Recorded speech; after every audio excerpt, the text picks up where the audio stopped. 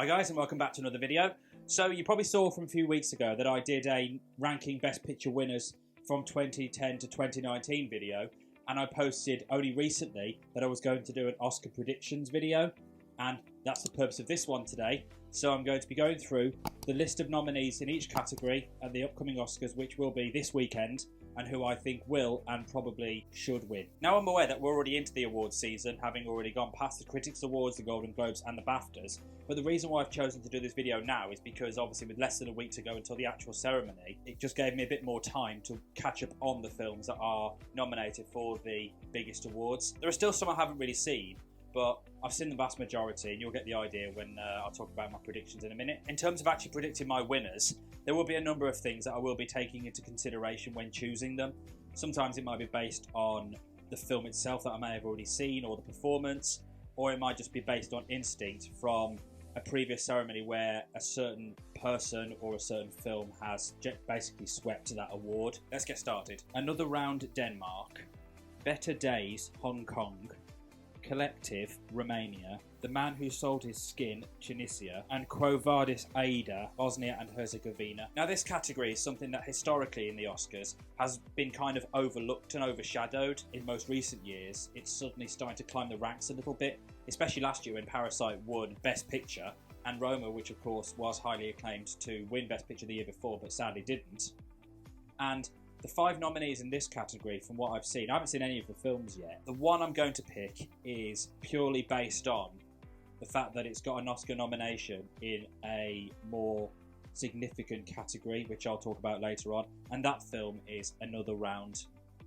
So that's what I'm going to go with to win Best International Feature Film. So Best Adapted Screenplay, or otherwise simply a story that's been written based on another source. And the nominees are Borat's subsequent movie film, The Father, Nomadland, One Night in Miami, and The White Tiger. Now this one's quite a tough one to call because in terms of adapting a screenplay, I think it's quite hard to judge really about what is the most fantastic version of an adapted script, because you have stories that have been written from a book that has been adapted into a film, while you've also got sequels, which one of them is in this category, that has been done before for film but has been written otherwise. So in this category I'm just going to go with Borat's subsequent movie film to win Best Adapted Screenplay.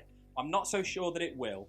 This decision is more so that I'm hoping it will win, not so much that it will win. I think something else might, but I'm just going with an instinct, and as I said earlier in the video, that there might be a bit of a shock. Now Best Original Screenplay, so a film that has been written directly for the screen. The nominees are Judas and the Black Messiah, Minari, Promising Young Woman, Sound of Metal, and The Trial of the Chicago 7. Now this one I'm finding really difficult to predict because 3 of the 5 I've watched and I was blown away by all 3 scripts. The Trial of the Chicago 7 was impressive in the sense that it managed to create so much depth and plot into one space pretty much throughout the entire film, and that was a credit to the film in general and how well it did. Promising Young Woman is a story that I just really fell in love with pretty much straight away. I love the idea, and it's one that makes you really think about it and makes the audience kind of feel emotionally triggered by, for both men and women.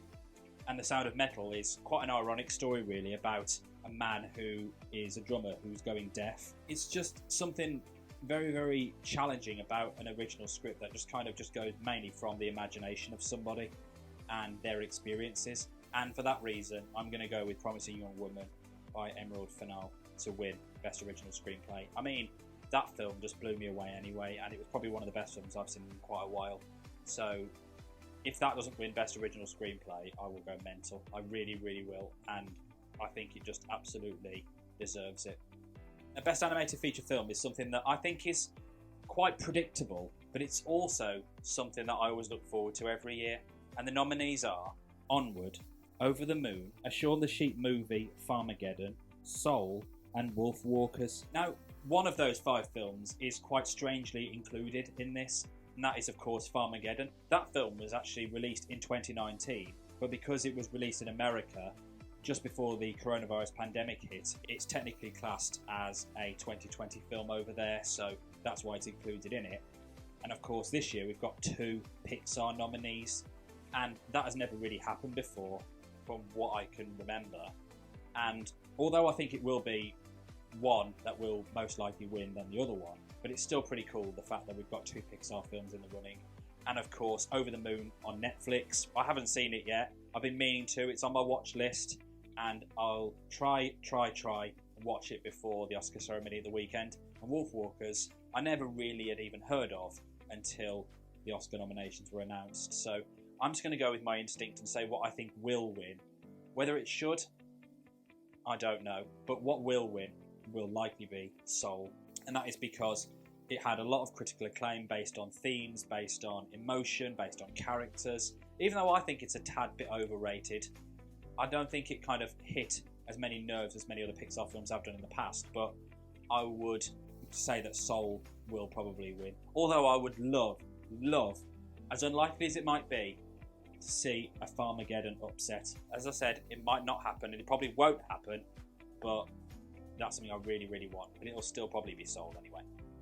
Now on to the acting, and we're starting with Best Supporting Actress, and the nominees are Maria Bakalova, Borat's subsequent movie film, Glenn Close, Hillbilly Elegy, Olivia Colman, The Father, Amanda Seyfried, Mank, and Yer Jung-eun, Minari. Now this category is quite an unusual one because one of them has actually got both an Oscar nomination and a Razzie nomination for the exact same performance, and that's Glenn Close. I think it's bizarre how that's happened, how she's been recognised for having a fantastic performance while also having a really bad one according to the Razzies. So I'd love it actually if it actually won both. And I think it's really good for diversity as well because Yer Jung-eun has been nominated for Minari, and not many people really expected that. A lot of people may have suspected Helena Zengel or Jodie Foster to have been nominated instead of her, but I think it just opens up more avenues to the idea of appreciating more international films, and especially this year, as you'll find out later in the video with more nominees that I'll talk about a bit later on, that it's something that I think is a very positive sign going forward. But anyway, in terms of who I think will probably win, I'd love Maria Bakalova to win Best Supporting Actress, and that's probably who I'm going to go with to do so, because she actually outshone Sacha Baron Cohen in that film. She really, really did. She gave us something very different than we've really seen before. Very comical, very genuine, very witty. She really came out of her shell, and it was a massive breakthrough in her career, and I think that's why she deserves to win Best Supporting Actress. Now on to Best Supporting Actor. The nominees are Sacha Baron Cohen, The Trial of the Chicago 7, Daniel Kaluuya, Judas and the Black Messiah, Leslie Odom Jr., One Night in Miami, Paul Rassi, Sound of Metal, and Lakeith Stanfield, Judas and the Black Messiah. So in this category, I think we all know who will win because this guy has pretty much swept the category throughout the entire Film Awards season so far, and that is Daniel Kaluuya in Judas and the Black Messiah. But I think if anyone is going to challenge Kaluuya to win the Oscar in this category, it's probably going to be Sacha Baron Cohen in The Trial of the Chicago 7, because it's been pretty much them two who've been nominated in the category, and then the other 3 have been a variety of different other ones. So it's just the race is between them two really, but I still think it will be Daniel Kaluuya for Judas and the Black Messiah. Now on to the leading roles then, starting with actress. The nominees are Viola Davis, Ma Rainey's Black Bottom, Andra Day, The United States vs. Billie Holiday, Vanessa Kirby, Pieces of a Woman, Frances McDormand, Nomadland, and Carrie Mulligan, Promising Young Woman. Now based on the nominations that I've seen in this category previously at the critics at the Golden Globes and also the screen acting ones as well, it seemed inevitable that all 5 of the nominees here were just going to be the only ones selected. But yet it's very difficult because even though they were all locks to be included in this category, it's tough to decide who's going to win, because Andra Day won the Golden Globe, Carrie Mulligan won the Critics Award, and Viola Davis won the BAFTA. And it's really tough to pick which one will win the Oscar because they've all won at least once in the big film leading actress categories at other ceremonies. I mean, Andra Day won at the Golden Globes, Carrie Mulligan won at the Critics' Choices, Viola Davis won at the Screen Acting Guild, and Frances McDormand won at the BAFTAs. And that's why it's really tough to pick a winner this year, and that just ultimately shows the strength of the performances by an actress in leading role this year. And with that in mind, I'm just going to go with who I want to win rather than who I feel will win, because I don't know who will win.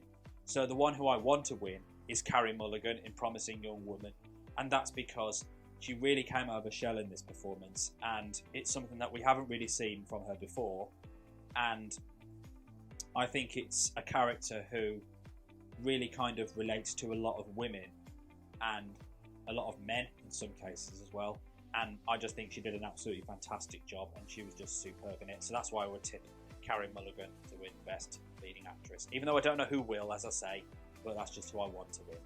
Now on to the last performing category for Best Leading Actor, and the nominees are Riz Ahmed, Sound of Metal, Chadwick Boseman, Ma Rainey's Black Bottom, Anthony Hopkins, The Father, Gary Oldman, Mank, and Stephen Yeun, Minari. Now I think we know who will win this, and I think it's not necessarily because the person deserves it or it's a nice send-off or anything like that, but I think it's just because it's an exceptional performance by a very, very gifted and, in my humble opinion, extremely underrated actor. I know obviously he's been in a superhero film before and he's kind of revolutionised a cultural group in many ways, but from his other performances I think he was very underrated and underappreciated, and for that reason, and based on his performance in this film, I'm just going to go with Chadwick Boseman to become the third actor only to ever win a posthumous Oscar, after Peter Fincher in 1976/7 and Heath Ledger in 2008/9. Although you can't write off Anthony Hopkins to win, for The Father, because he won the BAFTA in the same category above Boseman, so I think it's going to be tough to not think that it won't be Chadwick Boseman, but if it won't be him, it will be Anthony Hopkins. But like I say, I think it still will be Boseman, and deservedly so. Now, Best Director is a category I always look forward to every year, because I just feel in more recent years that it's become a lot more diverse, and you don't often see the big mainstream blockbuster hit directors always get nominated year and year and year on end, where I feel, especially this year, some of them I've never even heard of before, and I think it just raises more awareness from an international standpoint, but also from a general filmmaking one too, that film isn't just about blockbuster and high profile directors, and it's also about others as well who have their own unique and visionary ideas for film. But anyway, I'm going off topic, so the nominees are Thomas Vinterberg, Another Round, David Fincher, Mank, Lee Isaac Chung, Minari, Chloe Zhao, Nomadland, and Emerald Fennell, Promising Young Woman. Now, as I mentioned earlier in the video, I predicted that Another Round would win Best International Feature Film because it's been nominated for a more significant Oscar, and that is of course this one. And I'm just glad that it's had the opportunity to become more diverse. And speaking of that, I'm just extremely proud actually that there are 2 female directors up for Oscar nominations this year. I mean, Nomadland's coming to Disney Plus next week and I can't wait to see it. I'm really excited for it. And I feel as though Chloe Zhao is someone who I appreciate as a director anyway, but even more so because she embodied that sense of power within filmmaking by a female director. And Emerald Fennell, who I really admire for making Promising Young Woman anyway, the fact that she kind of tells this very dark story from the perspective of a woman while it's actually been made by a woman, really kind of puts a stamp on what the film's trying to represent and what people watching the film and audience members alike need to kind of reconsider and think about. I mean, I like her I like Emerald Fennell as an actress anyway, having watched The Crown where she plays Camilla, but as a director she's absolutely fantastic, and I would love for her to win the Oscar for Best Director, but I still think it will be Chloe Zhao. Either way, history is going to be made from a directorial perspective, but also a female perspective. I still think it will be Chloe Zhao for Nomadland, because she's pretty much swept the award throughout the entire award season so far anyway, and from Best Director, when that happens, it's very rare that you're like going to get a shock or an upset of who will actually win it. So that's why I'm going to go with Zhao to win Best Director. And last but not least, Best Picture. And the nominees are The Father, Judas and the Black Messiah, Mank, Minari, Nomadland, Promising Young Woman, Sound of Metal, and The Trial of the Chicago 7. Now, there are some in here that were obviously going to be frontrunners to get a nomination, while there are others where I'm like, what the hell are you there for? The film I'm talking about in that respect is Mank. I still don't get why people love it so much. I was just very conflicted in terms of what it was trying to show. Just because it's a film about someone big or something big, or in this case the film industry itself, doesn't make it good.